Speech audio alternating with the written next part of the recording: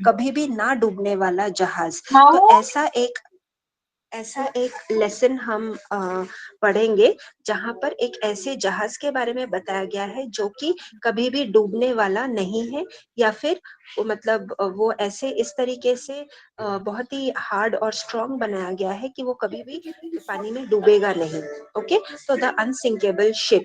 अब यहाँ पर जो है कुछ क्वेश्चंस दिए गए हैं कि हैव यू हर्ड और रेड अबाउट नेचुरल कैलामिटी। तो नेचुरल कैलामिटी का मतलब क्या है कि जो मतलब नेचुरली यानी कि नैसर्गिक जो प्रॉब्लम्स आते हैं, जैसे अर्थक्वेक हो गया, भूकंप आ गया, वोल्केनो हो गया, ठीक है, तो ये सारी चीजें, फ्लड, बाढ़, फिर सूखा, all right, drought, so all these things are considered as natural calamity. अब यहाँ पर आपको अगर कभी भी नेचुरल कैलामिटी के बारे में अगर आपने सुना होगा तो नॉर्मली हमें क्या क्या पता चलता है कि हाँ, हमने भूकंप के बारे में सुना, हमने वोल्केनो के बारे में सुना, हम बाढ़ के बारे में सुनते हैं, कभी भी हम कई कई कई जगह पर जमीन जो है एकदम सूखा पड़ जाता है, कोई भी वहां पर अनाज उगता नहीं है, so that is called as drought. So we have definitely heard about different kinds of natural calamities, right. फिर what are the different possibilities in a long journey.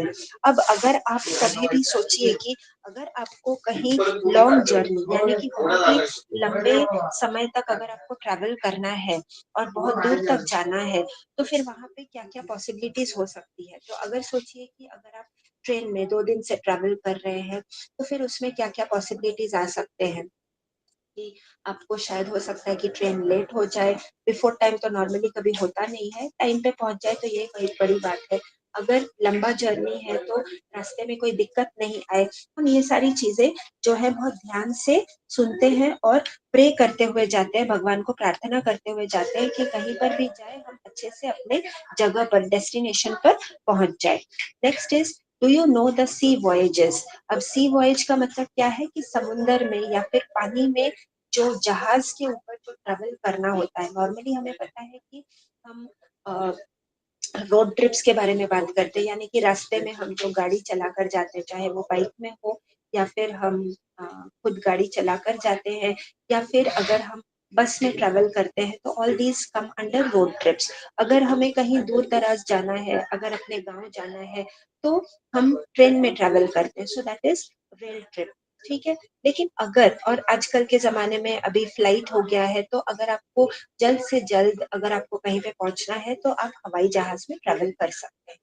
लेकिन पहले के जमाने में या फिर आजकल जो एक मतलब क्या कहूँ मैं, थोड़ा सा पैसा खर्च हो सकता है, but then if someone really wants to enjoy कि नहीं, मुझे हवाई जहाज में भी नहीं जाना, मुझे रेलवे में भी मुझे ट्रेन में ट्रैवल नहीं करना है, रास्ते से भी मुझे नहीं जाना है, मुझे पानी के रास्ते से जाना है, तो आजकल ये टर्म निकला है जो इंग्लिश में बताते हैं क्रूज, ठीक है। तो क्रूज का मतलब क्या है कि आप कोई जहाज में चले जाए और वो आपको समंदर के ऊपर से लेकर जाता है और आराम से धीरे धीरे धीरे धीरे चारों तरफ आपको वो सिर्फ पानी ही दिखेगा, लेकिन जहाज में कुछ ऐसे फैसिलिटीज होती हैं, कुछ ऐसे वो इंतजाम करके रखते हैं कि आपको लगेगा ही नहीं कि जैसे आप जहाज में ट्रैवल कर रहे हैं। जब आप बाहर जाएंगे, वहां पर डेक के ऊपर जब आप खड़े रहेंगे, तो आपको पता चलेगा कि हाँ, आपके पास पानी है और आप समुन्द्र के ऊपर से गुजर रहे हैं। बट अदरवाइज आजकल ऐसे क्रूजेस भी निकले हैं जहां पर आपको क्रूज के अंदर, जहाज के अंदर आपको मतलब अलग अलग फ्लोर्स बनाए जाते हैं, अलग अलग एंटरटेनमेंट की बहुत सारी चीजें रखी हुई होती है, स्विमिंग पूल होता है, और आपको लगेगा ही नहीं कि आप जहाज में ट्रैवल कर रहे हैं। तो ये सारी चीजें जो मैंने अभी आपको बताई है जहाज से related, these are called as sea voyages. How is the journey in the sea different from the other. अब अगर आप हवाई जहाज में ट्रैवल करते हैं तो आपको बाहर, खिड़की के बाहर अगर आप देखेंगे तो आपको आकाश दिखेगा, बादल दिखेंगे। जब टेक ऑफ या लैंडिंग होती है हवाई जहाज की, तो आपको बिल्डिंग्स दिखेंगे, पहाड़, समुंदर, फिर अलग अलग जो भी मतलब नेचुरल चीजें हैं, जोग्राफिकल चीजें, वो आपको दिखेंगे, ठीक है, जमीन दिखेगा। लेकिन जब आप ट्रेन में ट्रैवल करते हैं तो आपको अलग अलग रास्ते से, अलग अलग स्टेट में, कभी कोई स्टेट में आपको बहुत हरियाली दिखेगी, तो कहीं पे बहुत आपको लगेगा कि यहाँ पर तो जैसे सिर्फ सूरज की किरणें या फिर हीट ही यहाँ पर है, तो चारों तरफ से सूखा ही सूखा दिखेगा। तो अलग अलग आपको सीनरी आपको दिखाई देते हैं। लेकिन वही चीज जब आप कोई जहाज में या फिर पानी के रास्ते में अगर आप ट्रैवल करते हैं, तो वहां पे क्या थोड़ा सा अलग लगेगा कि बाहर जब आप देखेंगे तो आपको पानी के अलावा और कुछ नहीं दिखेगा, राइट। अगर कोई एंटरटेनमेंट की चीज होगी तो वो सिर्फ हवाई जहाज के अंदर होगी। तो इसी वजह से ये जो सी जर्नीज होते हैं, जो सी वॉयजेस होते हैं, ये थोड़ा सा अलग टाइप का होता है। Okay, and last question is why should we have alternatives in the journey। और हमारे जर्नी में जब हम कहीं पे ट्रैवल करते हैं तो यहाँ पर कुछ अलग अलग अल्टरनेटिव्स, यानी कि कुछ ऐसे थोड़ा सा अलग टाइप का कुछ एंटरटेन करने के लिए कि अलग टाइप का क्या कर सकते हैं, ऐसा आपको अलग थोड़ा सा ऑल्टरनेट सोच के रखना चाहिए कि बाई चांस अगर ये नहीं हुआ तो मैं क्या नेक्स्ट कर सकता हूँ। Alright, so these are certain questions that are there for this lesson. Now let's begin with the main chapter, that is the unsinkable ship।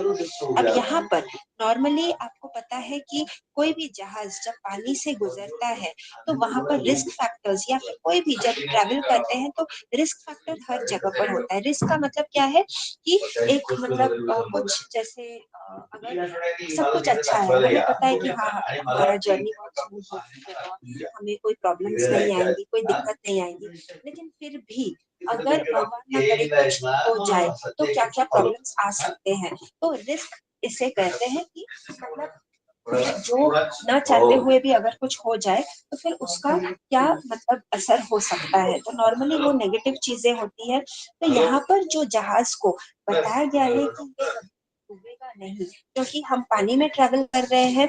तो पानी में सबसे बड़ी जो डर वाली बात है या फिर डरावनी बात क्या है कि ज्यादा से ज्यादा पानी में वो जहाज डूब जाएगा, ठीक है। लेकिन अगर कोई कंपनी जो इस जहाज को बनाता है या फिर जिसने इस जहाज को बनाया है, वो अगर कहे कि हमने ऐसा जहाज बनाया है, ऐसा स्ट्रॉन्ग जहाज बनाया है कि ये कभी भी डूबने वाला नहीं है, तो मतलब आप किस तरीके की बात कर रहे हैं कि नेचर के अगेंस्ट जाकर, भगवान ना करे अगर ऐसा हो तो फिर आपका ये जो मतलब बड़ी बड़ी जो बातें हैं तो फिर ये कहाँ रह जाएंगे, कहीं पे भी नहीं। तो that is something that this particular company that had built up, that had constructed the ship named Titanic, ये उनका दावा था कि ये वाला जो शिप हमने बनाया है, ये वाला जो जहाज हमने बनाया है, ये कभी भी डूबेगा नहीं, ठीक है।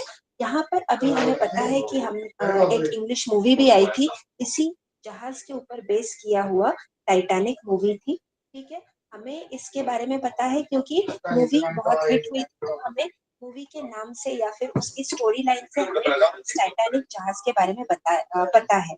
लेकिन अगर आप हिस्ट्री देखें, अगर आप देखें तो ये वाला मूवी बनाने के लिए इंस्पिरेशन कहाँ से आया था, ये एक्चुअल में हुआ था और सच में ये टाइटैनिक जो नाम है जहाज का, सच में ऐसा जहाज था। और जो कंपनी ने बनाया था उनका यही दावा था कि ये सबसे लग्जूरियस शिप होगा, मतलब बहुत ही जो आप चाहे आप सोच भी नहीं सकते वो चीज आपको जहाज पे मिल जाएगी। ये कितने साल पुराने, 1912, अगर आप देखें तो यहाँ पर डेट भी दिया गया है, ऑन 10 अप्रैल 1912, यानी कि 1912। और अभी हम कौन से साल में जी रहे हैं, 2025 में हम जी रहे हैं, राइट। तो 2025 में बैठकर अगर हम मतलब 100 साल पुराने से भी ज्यादा टाइम की बात करें, ये 1912 मतलब कितने साल पुरानी चीज या फिर टाइम के बारे में हम बात कर रहे हैं।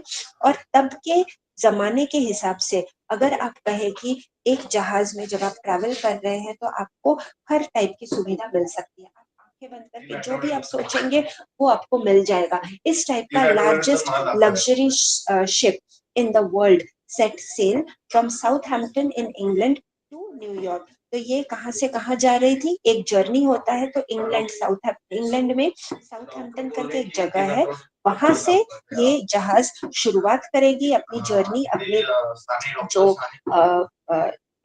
मतलब उसका जो रास्ता है वो यहाँ से स्टार्ट होकर जाएगी कहाँ तक, कौन से जगह तक जाएगी, न्यूयॉर्क तक जाएगी। She was called the Titanic, और यहाँ पर इस जहाज का एक नाम दिया गया था, उसका नाम था Titanic.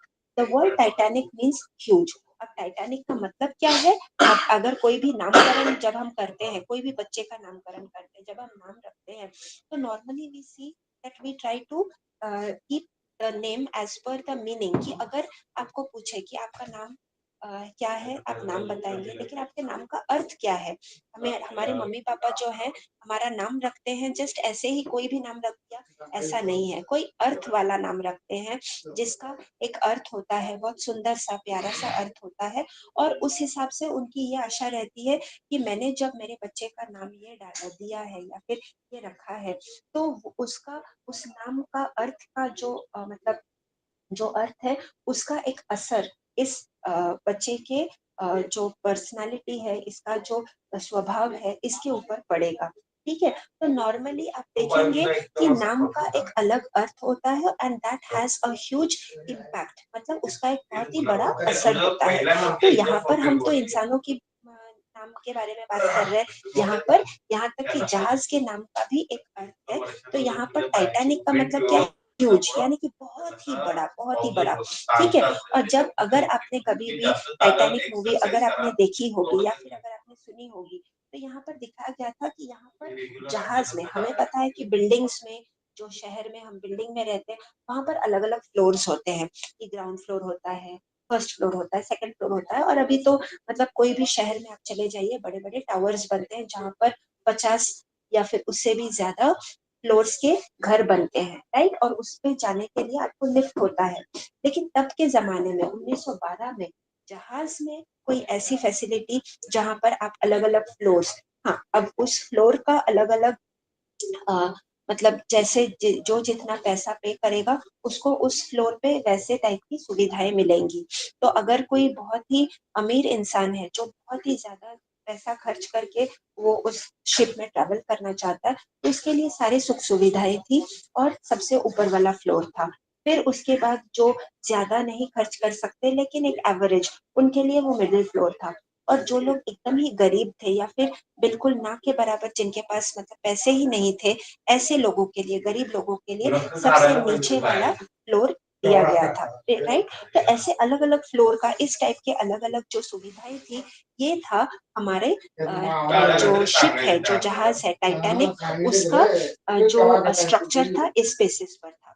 This was her maiden voyage. Maiden का मतलब क्या है? कि सबसे पहला, कि हमने ये शिप बनाया है, हमने ये जहाज बनाया है, और ये मतलब ऐसा शिप है, ऐसा जहाज है कि जो कभी भी डूबने वाला नहीं है। और इस टाइप का दावा करने वाला कंपनी, इस टाइप का दावा करने वाला जहाज अपने पहले वॉयज या फिर अपने पहले जो जर्नी है वो शुरुआत करेगी, और वो भी इंग्लैंड के साउथहैम्पटन से लेकर न्यूयॉर्क तक। तो ये इसका सबसे पहला जो जर्नी है, ये वो है, that is her first voyage. तो मेडन वॉयज का मतलब क्या है? First voyage. और वॉयज यानी कि जो जर्नी है, जो जहाज का जो जर्नी है, उसको वॉयज बताया गया है। She set out to cross the Atlantic ocean and she carried more than 2000 passengers. और तब के जमाने में एक जहाज में 2000 से भी ज्यादा पैसेंजर्स, अब सिर्फ आप पैसेंजर्स की बात कर रहे हैं, पैसेंजर्स यानी कि जो यात्री है, जो वहां पर पैसे देकर ट्रेवल करने वाले हैं, उनका। अब इनके अलावा और भी लोग हैं जो कि जो शिप के, जो जहाज के जो क्रू मेंबर्स होते हैं, उसमें सेलर है, कैप्टन है, जो इस जहाज को चलाने का जो काम करते हैं। जैसे हम कहेंगे कि अगर कोई गाड़ी चलाने का काम करता है, वो है ड्राइवर। ठीक है, साथ में हमें पता है कि अगर कोई ट्रक है या फिर बस है, तो उसमें साथ में एक कंडक्टर होता है, कहीं पे क्लीनर होता है। तो ये सारे लोग होते हैं जिनका अलग अलग ड्यूटीज होता है, कि मतलब उनका क्या काम है। तो ड्राइवर का काम होता है गाड़ी चलाना, क्लीनर यानी कि वो साइड में बैठ के वो साफ सफाई का काम करेंगे, कंडक्टर होता है वो टिकट देने का काम करते हैं, और साथ साथ में उनका एक कंपनी भी हो जाता है, क्योंकि उनको एक साथी मिल जाता है बात करने के लिए, ताकि ड्राइवर को नींद ना आए, और वो मतलब सही तरह से ध्यान में रखते हुए, इतने सारे पैसेंजर्स की जान को जोखिम में डालते हुए, खुद की जान को जोखिम में डालते हुए, सही सलामत अपने डेस्टिनी तक, अपने डेस्टिनेशन तक पहुंच जाए। डेस्टिनी नहीं, सॉरी, डेस्टिनेशन तक, मतलब जहां पर पहुंचना है उस जगह तक अच्छे से पहुंच जाए। तो ये इनका काम होता है। तो अगर आप इस जहाज के क्रू मेंबर्स की बात करें तो ये मतलब अगर 2000 से ऊपर अगर यात्रियों को लेकर जा रहे हैं तो मतलब कितने सारे क्रू मेंबर्स की जरूरत पड़ेगी। सिर्फ कैप्टन एक इंसान नहीं चला सकता, उसके साथ ये शिप, ये जहाज को सही तरीके से चलाने के लिए कि उसमें ईंधन ठीक से चल रहा है कि नहीं, कहीं पे कुछ खराबी आ जाए तो दूसरा कोई एक्स्ट्रा मतलब ऐसा हेल्पर होना चाहिए जो उस काम को जानता है, ठीक से कर सकता है और वो हेल्प कर सकता है। तो ये 2000 पैसेंजर्स के अलावा और भी बहुत सारे लोगों को लेकर ये जो जहाज है, ये जो टाइटैनिक जहाज है, इसने अपना पहला जो सबसे पहली यात्रा जो अगर हम कहते हैं उसने वो शुरुआत की। The Titanic was like a floating town. और अगर कोई दूर से देखे तो ये टाइटैनिक जहाज, बोलने के लिए जहाज, लेकिन दिखने में ऐसा लगेगा कि जैसे कोई एक शहर, टाउन यानी कि शहर, एक छोटा मोटा शहर जो है पानी में बहते हुए जा रहा है। फ्लोटिंग का अर्थ क्या है? बहना। कि अगर आपने कुछ अगर जैसे पानी में डाल दिया और अगर वो ना डूबे तो वो सिर्फ बहते हुए जाता है, राइट। अगर कोई हल्की सी चीज हो तो वो सिर्फ पानी के ऊपर बहेगा, वो पानी के नीचे डूब नहीं जाएगा। So the ship is actually a floating town, यानी कि एक ऐसा लगेगा दूर से देखने में कि जैसे कि एक छोटा मोटा शहर वो ऐसे फ्लोट होते हुए, बहते हुए पानी में जा रहा है। Okay, now everyone called the Titanic the finest ship in the world. अब हर कोई जब जैसे ही ये मतलब उस जमाने में सबसे ऐसा एक पहला एक ऐसा जहाज है जो ऐसा दावा करता है कि ऐसा एक जहाज है सुंदर सा जो शहर जैसा दिखेगा, पानी में जाते वक्त लगेगा कि जैसे कोई शहर बहते हुए जा रहा है। तो ये दृश्य जो है अगर कोई इमेजिन कर रहा है तो ये एक बहुत बड़ी खबर थी उस जमाने में, ठीक है। और जिनको जिनको इन इस पर्टिकुलर जहाज के बारे में पता चला, सब लोग ने उस जहाज की इतनी तारीफ की और सब कहने लगे कि ये पूरे पृथ्वी में, इस पूरे दुनिया में ये सबसे बेहतरीन, बेहतर से बेहतरीन शिप है, जहाज है। फाइनेस्ट यानी कि बेहतरीन। Okay, everyone was proud of her. और सब लोग बहुत गर्व से कि अरे ऐसे जहाज में तो कोई भी ट्रैवल करना चाहेगा, कितना एक्साइटिंग होगा। तो सब अपना अपना इमेजिनेशन, सब अपने अपने ख्यालों में डूब गए कि ऐसे जहाज में अगर ट्रैवल करना होगा कि आसपास सिर्फ पानी है, लेकिन जब हम अंदर आएंगे तो यहाँ पर इतनी सारी एंटरटेनमेंट की चीजें होंगी, हम अपने हिसाब से रह सकते हैं और हम ट्रेवल भी करेंगे, बहुत मजे से करेंगे। She was as tall as a building with 15 storeys. और तब के जमाने में अगर आप देखें तो इस जहाज की ऊंचाई कितनी थी? जैसे कि 15 माले की। ओके, नाउ यहाँ पर अगर आपके सामने टेक्स्ट बुक खुला हुआ है तो ये वाला जो स्पेलिंग है STOREYS, ये वाला स्टोरीज का मतलब कहानी वाला स्टोरीज नहीं है। ये स्टोरीज का अर्थ है माला या फिर फ्लोर, जिसे हम इंग्लिश में कहते हैं। तो जैसे पहला माला, दूसरा माला, जैसे हम कहते हैं ना कि अलग अलग फ्लोर्स पे, ठीक है। तो यहाँ पर 15 माले की बिल्डिंग अगर आप कहें तो 15 माले की इस जहाज का जो हाइट है ये इतनी बड़ी थी, ये इतनी लंबाई थी इसकी, ठीक है। Inside she was like a large hotel. और अगर कोई जहाज के अंदर आए तो उन्हें लगेगा नहीं कि वो एक पानी में बहते हुए जहाज में ट्रेवल कर रहा है, उनको लगेगा कि ये दुनिया का सबसे बड़ा और लार्ज होटल है, with grand staircases, dining rooms, shops and swimming pools. तो जहाज में स्विमिंग पूल का इंतजाम, जहाज में दुकान का इंतजाम, जहाज में डाइनिंग रूम का अलग से इंतजाम और ग्रैंड स्टेयरकेस। स्टेयरकेस का मतलब क्या है? सीढ़ी। ओके, तो नॉर्मली जैसे बहुत ही अमीर लोगों के घर में जैसे बड़ी बड़ी सीढ़ियां होती है, बड़े बड़े बंगलों में, आपने मूवीज में, पिक्चर्स में आपने देखा होगा कि जो अमीर घर के लोग होते हैं वो नीचे बड़े से हॉल में बैठे रहेंगे, लेकिन अगर कोई ऊपर से आता है तो वो सीढ़ियों से ऐसे उतर कर आता है। तो वो जो सीढ़ियां होती है, कभी राइट साइड से, कभी लेफ्ट साइड से, कभी दोनों तरफ से होती है और उसमें कारपेट बिछे हुए रहते हैं और बहुत ही ग्रैंड होता है, राइट। तो दैट मीन्स बहुत ही सुंदर और बहुत ही अमीर टाइप का वो जो लुक होता है, लग्जूरियस। तो इस टाइप का जो सारा सुविधा है, जो जितनी भी सारी सुविधाएं हैं, ये सारी चीजें इस जहाज में रखी गई थी, ठीक है। तो आप चाहे उसमें सीढ़ियों की बात करें, चाहे आप अलग से डाइनिंग रूम की बात करें, ठीक है, कि आपका मतलब ऐसे अलग से डाइनिंग रूम में जाकर आप खाना खाएंगे, आपको कुछ खरीदना है तो आपको दुकानें मिल जाएंगी, आपको स्विमिंग करना है तो आपको स्विमिंग पूल भी मिल जाएगा। तो मतलब ऐसी सारी चीजें जो एक इंसान सोच सकता है एक अमीरी वाली लाइफ जीने के लिए। Everyone thought that the Titanic would never sink, और सबके दिमाग में यही चल रहा था कि जब ये जहाज बनाई गई है तो ये कभी भी डूबेगा नहीं। नेवर सिंक, नेवर का मतलब क्या है, कभी भी नहीं। ओके, कभी नहीं, तो कभी भी सिंक नहीं होगा। सिंक का मतलब क्या है, डूब जाना, तो कभी भी ये डूबेगा नहीं, ऐसा टाइप का जहाज पहली बार बनाया गया है। और ये सच में मतलब वैसा ही होने वाला है, या फिर सच में ये ऐसे ही चलेगा और ये कभी भी डूबेगा नहीं। सबके दिमाग में यही था। They called her the unsinkable ship, और इस वजह से इस जहाज का नाम पड़ गया टाइटैनिक। लेकिन सब अगर टाइटैनिक के बारे में सोचेंगे तो दिमाग में यही चलेगा, कभी भी ना डूबने वाला जहाज। तो अनसिंकेबल शिप का मतलब क्या है, कभी भी ना डूबने वाला जहाज। The ship's builders were so sure of this that they put only a few lifeboats on the ship. कि चलिए अभी एज मतलब क्या बोलेंगे, रिस्क फैक्टर तो ठीक है, कुछ भी हो जाए थोड़ा सा तो लगता ही है, लेकिन मतलब वो इतने कॉन्फिडेंट थे कि मतलब सिर्फ एक मतलब बहाने के लिए कि चलो शिप है, जहाज है, तो लाइफ जैकेट या फिर लाइफ बोट, यहाँ पर लाइफ बोट जैकेट भी नहीं, लाइफ बोट यानी कि कुछ एक्स्ट्रा छोटी मोटी जो नाव है, नाव जैसा, वो उन्होंने जस्ट एक मतलब सेफर साइड के लिए रख दिया। बहुत ही कम फ्यू यानी कि बहुत ही कम, ठीक है, कि चलो ठीक है अगर बाई चांस कुछ हो जाए तो चलो इतना सा मतलब इतने सारे नाव में ये हो जाएगा। मतलब थोड़ा बहुत अगर प्रॉब्लम आ भी जाए तो ये वाला नाव जो है, ये लाइफ बोट, ये आपको हेल्प कर देगा। वो इतने ज्यादा कॉन्फिडेंट हो गए थे, ओवर कॉन्फिडेंट हो गए थे कि हमें रखना ही नहीं है, चलो लेकिन ठीक है नाम के लिए, नेम से हम एक लाइफ बोट रख देते हैं, थोड़े बहुत रख देते हैं।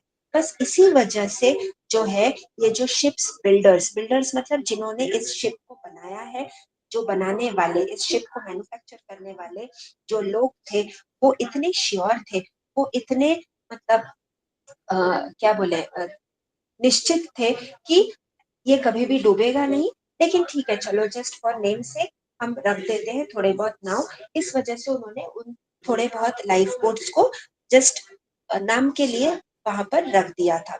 The journey was very comfortable. अब ये जर्नी जो है ये तो शुरू हो चुका था, लेकिन ये बहुत ही कंफर्टेबल जर्नी थी। क्योंकि कंफर्टेबल मतलब कि बहुत ही आरामदायक, ठीक है, आरामदायक। आपका जो भी मतलब जैसी जरूरतें हैं, जितनी भी मतलब आराम दे सकती है आपको, उतना आराम, और बहुत ही ज्यादा मतलब जहाज में ट्रेवल करते वक्त इतना आराम कोई सोच भी नहीं सकता। उस हिसाब से बहुत ही आरामदायक जर्नी थी। The passengers were proud because they were traveling in the best ship in the world. They felt safe. और जो पैसेंजर्स थे, जो यात्री थे, वो मन ही मन बहुत ही प्राउड फील करने लगे। बहुत ही उनको जैसे मतलब प्राउड का मतलब क्या है कि घमंड होने लगा था कि हाँ हम तो बेस्ट शिप में, हम तो बेस्ट जहाज में, दुनिया के सबसे बेहतरीन जहाज में हम ट्रैवल कर रहे हैं। हमने इतना खर्चा किया तो हम तो मतलब आराम से ट्रैवल कर रहे हैं और कर सकते हैं। और हमारा ये पहला ऐसा मतलब शिप है और हमारी पहली जर्नी है, तो हम सबसे लकी है कि ऐसा पहली शिप है जो जहाँ पर हमने मतलब फर्स्ट ट्रैवलर्स के हिसाब से हम ट्रैवल कर रहे हैं।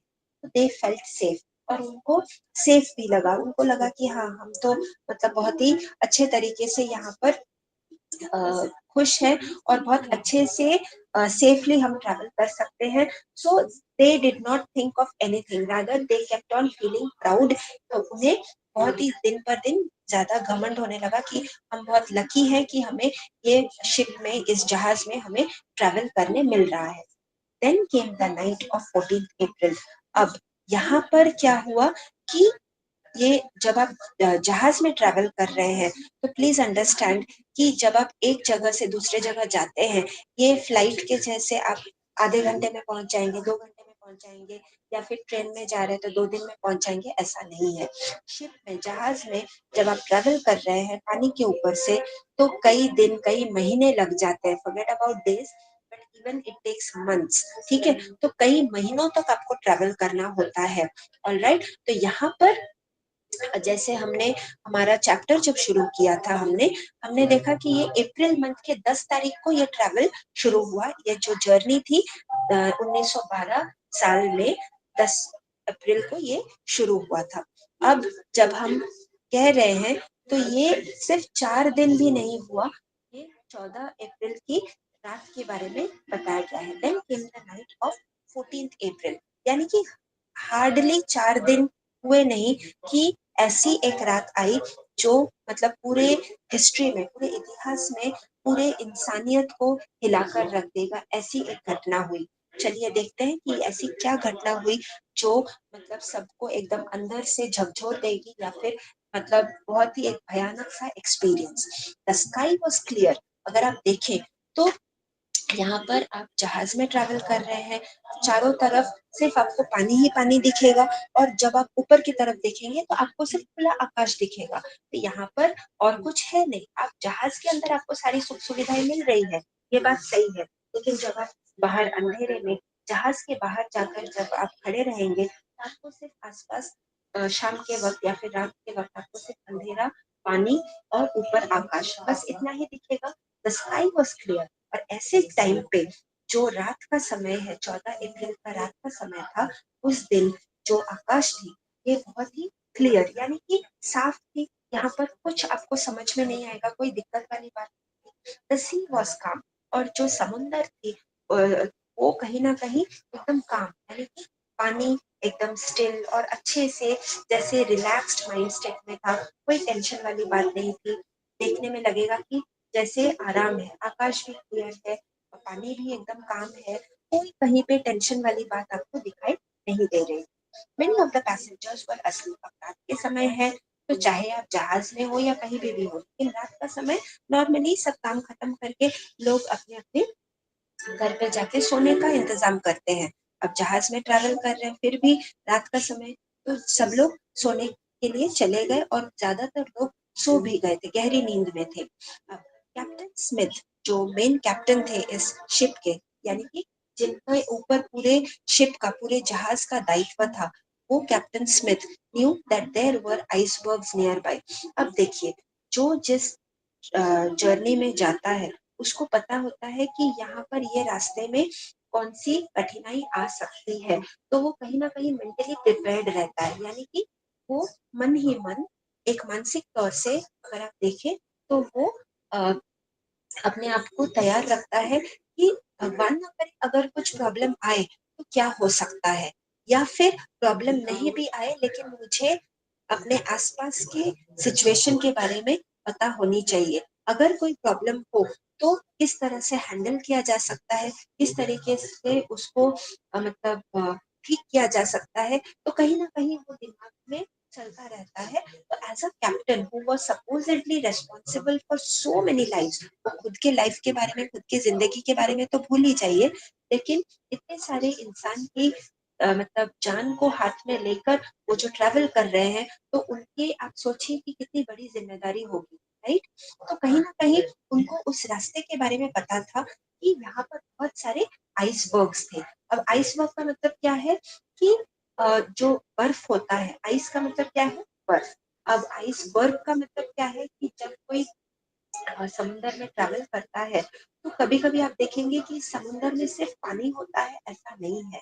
वो समुंदर का जो बेस होता है, जो ओशन बेड होता है, जो सी बेड होता है, वहां पर बहुत सारे ऐसी चीजें हैं, ऐसे जीव जंतु हैं जो आप सोच भी नहीं सकते। आपको बड़े बड़े शार्क, वेल, अलग अलग मछलियां, कभी हो सकते हैं कि अलग अलग भयानक टाइप की क्रिएचर्स दिखाई दे, या फिर ऐसे प्लांट्स हैं, ऐसे फ्लोरा फाउना है, ऐसे अलग अलग पेड़ पौधे हैं जो दिखने में पेड़ है या फिर पौधे हैं, लेकिन फिर वो एक्चुअल में इंसेक्ट्स को, यानी कि कीड़े मकोड़े को खाते हैं, ठीक है। तो ऐसी बहुत सारी अजीब अजीब चीजें हैं हमारे नेचर में जो जिसके लिए हमें तैयार रहना पड़ता है। अब ये सारी चीजें जो मैंने एग्जांपल दी आपको, ये सारे लिविंग ऑर्गेनिजम्स के थे। लेकिन अगर आप नेचर के बारे में कहें तो जैसे हमें पता है कि पहाड़ होता है वो पत्थर का होता है, राइट। लेकिन वैसे ही पहाड़, लेकिन वो पत्थर वाला पहाड़ नहीं, वो अगर बर्फ का पहाड़ अगर आपको कहा जाए, एक सिंपल भाषा में अगर मैं आपको आइसबर्ग का ट्रांसलेशन करके बताऊं तो उसका अर्थ होगा कि बर्फ का पहाड़। लेकिन बर्फ का पहाड़ तो आपको सिर्फ ऐसे हिमालय या फिर ऐसे अलग अलग बाहर जो दिखते हैं सिर्फ वही बर्फ का पहाड़ होता है, ऐसा नहीं है। समुंदर के अंदर छिपे हुए बहुत सारे ऐसे बर्फीले पहाड़ हैं जो आपको दिखाई भी नहीं देगा। और इस टाइप का जहाज में अगर कोई ट्रैवल करता है, भगवान ना करे अगर एक्सीडेंटली थोड़ी सी भी अगर धक्का लग जाए तो वो बहुत ही भयानक हो जाएगा। And that is exactly what was about to happen with the ship that is named as Titanic. Okay, तो यहाँ पर आइसबर्ग यानी कि बहुत ही एक बड़ा बर्फ का पहाड़, लेकिन वो कहीं ना कहीं वो फ्लोट होता है, तो हमेशा वो एक जगह पर स्थिर रहेगा ऐसा नहीं है। कभी कभी वो बहते हुए पानी में वो बहता जाता है, कभी दिखता है कभी नहीं दिखता है, और कभी सिर्फ थोड़ा सा ही पोर्शन दिखता है। मेजरली आपको अंदर छिपे हुए पोर्शन को कभी आप देख भी नहीं पाएंगे। ऐसे अलग अलग भयानक भयानक चीजें होती हैं। तो कैप्टन स्मिथ को ये रास्ते का जो जितने भी आइसबर्ग्स है यहाँ पर है, इस रास्ते के बारे में, इस एरिया के बारे में उनको पता थी। तो कहीं ना कहीं उनको इन बर्फीले पहाड़ों के बारे में पता था कि जो यहाँ पर आइदर फ्लोट होता है या फिर कभी दिखाई देते हैं कभी नहीं दिखाई देते। तो ये सब नॉलेज रखना एक कैप्टन के लिए बहुत ही इम्पोर्टेंट हो जाता है। सो इसीलिए ये सारी नॉलेज थी उनको। इसी वजह से सावधानी के हिसाब से उन्होंने क्या किया, he told a man to keep a watch from the top of the ship. और उन्होंने इसी वजह से एक ऐसे इंसान को कि जो एक जिम्मेदारी से काम कर सकता है, जो उनको हेल्प कर सकता है, उनकी एक टीम मेंबर को उन्होंने ये जिम्मेदारी दी। देखिए यहाँ पर हम ये रास्ते से गुजरेंगे, अभी यहाँ पर बहुत सारे ऐसे आइसबर्ग्स हैं, तो आप एक काम कीजिए, सावधानी के लिए आप ऊपर चले जाइए और वहां से आप नजर रखिए दूरबीन से कि कहीं पे कुछ भी हो जाए आप वहां से देखेंगे, और कहीं पे कुछ भी अगर आपको इधर से उधर दिखा तो आप मुझे तुरंत इन्फॉर्म कर देंगे, आप मुझे तुरंत सावधान कर देंगे। सडनली एट 11:40 PM, यानी कि आप सोचिए कि रात के 11:40, यानी कि ऑलमोस्ट सिर्फ आपका कुछ ही टाइम बाकी था रात के 12 बजने के लिए, नए दिन की शुरुआत होने के लिए। लेकिन रात के 11:40 पे द मैन सॉ समथिंग, और ये जो वहां पर ऊपर जिनको ये रिस्पॉन्सिबिलिटी दी गई थी उन्होंने कुछ देखा। और उन्होंने क्या देखा, वो ऐसा कुछ उन्होंने देखा जिसको देखकर उनके मन में जैसे सांप सूख गया या फिर इस तरीके से डर बैठ गया कि वो एकदम अंदर ही अंदर वो ठंड पड़ गई। ही ग्रू कोल्ड विद फियर, डर के वजह से वो अंदर ही अंदर खुद जैसे वो ठंड पड़ गए। वो कोई सेंस नहीं था, वो सोच नहीं पा रहे थे कि क्या कर सकते हैं। A huge iceberg stood right in the path of the Titanic. Iceberg, he yelled. और जब तक उनको ये दिखता, जब तक समझ आता, वो समझ गए थे ये बहुत ही बड़ा एक प्रॉब्लम सामने खड़ा है, राइट। और वो तुरंत चिल्लाए iceberg. Captain Smith fought hard to steer the Titanic away from the iceberg. और उनको सिर्फ यही करना था कि जैसे हम गाड़ी चलाते हैं तो गाड़ी चलाते वक्त ड्राइवर जैसे स्टीयरिंग में हाथ ऐसे पकड़कर वो स्टीयरिंग को घुमाते हैं राइट लेफ्ट करके, और वो कोई भी जो दुविधा है सामने, वहां से वो एक्सीडेंट होने से वो बचा सकते हैं, क्योंकि वो स्टीयरिंग जो है वो आपको गाड़ी को घुमाने के लिए हेल्प करता है, राइट। वो उस गाड़ी के व्हील्स को घुमाने के लिए हेल्प करता है। तो सेम टाइप का स्टीयरिंग इस जहाज में भी था, ठीक है। टाइटैनिक में भी ऐसी ही एक स्टीयरिंग थी।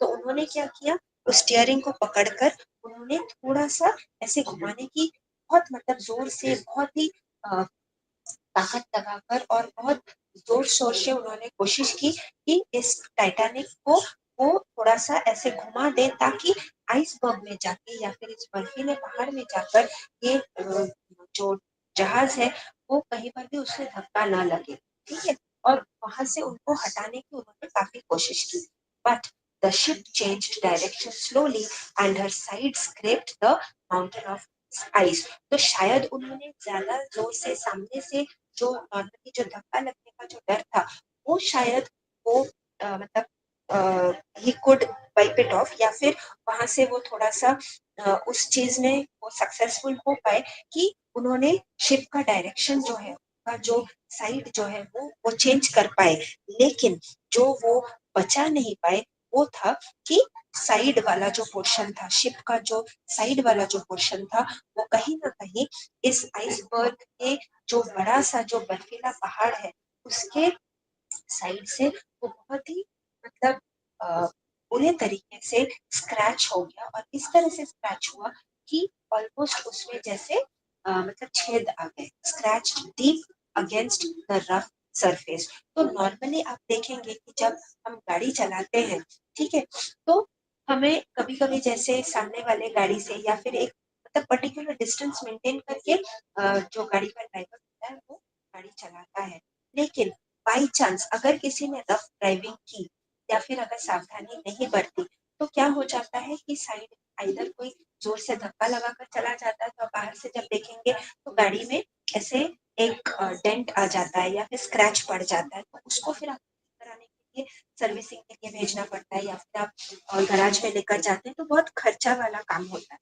अब यही चीज अगर एक इतने बड़े जहाज में हो जहां पर ऑलमोस्ट मतलब छेद हो जाए इस तरीके से कि वहां से पानी अंदर जाने लगे, तो आप समझ सकते हैं कि ऑलमोस्ट मतलब धक्का शायद जोर का नहीं लगा, लेकिन उस मतलब बाहर से दिखने वाला सामान्य सा खिसने जैसा जो एक्शन है दैट वाज सो ह्यूज कि कहीं ना कहीं ये वाला जो जहाज था उसमें ऐसे डीप कट्स आ गए थे, ठीक है, यानी कि ऑलमोस्ट उसमें इतना मतलब गहरा घाव लगा था इस शिप के बॉडी के ऊपर, जहाज की बॉडी के ऊपर, कि उसमें जैसे किसी ने कैंची से काट देने से जैसे बड़े बड़े छेद हो जाते हैं, होल पड़ जाते हैं, तो ये बर्फ के पहाड़ ने इसके जो शिप का जो बदन है या फिर जो शरीर है उस मेटल बॉडी को इस तरह से काटा कि वहां पर बड़े बड़े छेद हो गए, and across the ships side, यानी कि पूरा का पूरा साइड जो है, और सिर्फ एक जगह पर छोटी सी छेद नहीं लेकिन बहुत सारे बड़े बड़े घाव जैसे बड़े बड़े छेद होने लगे। A shower of ice fell on,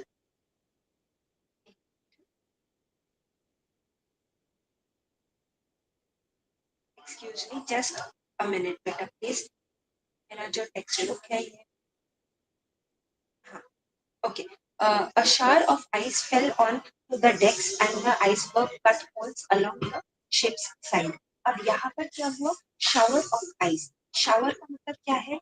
normally जब नहाने के लिए जाते हैं तो यहाँ पर एक ऊपर एक